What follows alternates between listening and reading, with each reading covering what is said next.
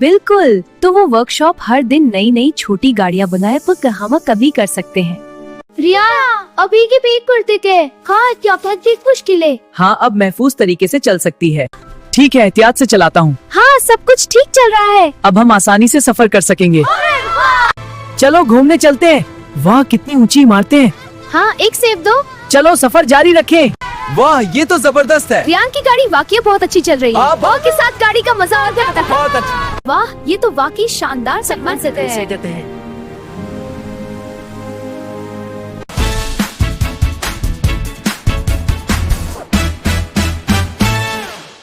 वाह, ये तो बात है। फिसाने का शुक्रिया।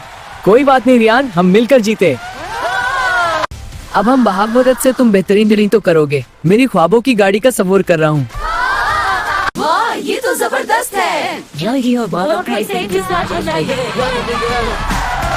वाह, ये गाड़ी वाकई दिलकश है। ये गाड़ी वही लोगों की खूबसूरत नजर आती है। हाँ, अब मैं मजीद एडवेंचर के लिए तैयार हूँ।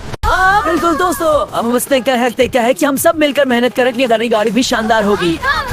हाँ बिल्कुल, फारमन जलाल का चैनल सब्सक्राइब करें। मैं आपके लिए मुसलसल नई और दिलचस्प वीडियोस लाता रहूंगा ताकि आप हर बार कुछ नया और जबरदस्त देख सकें।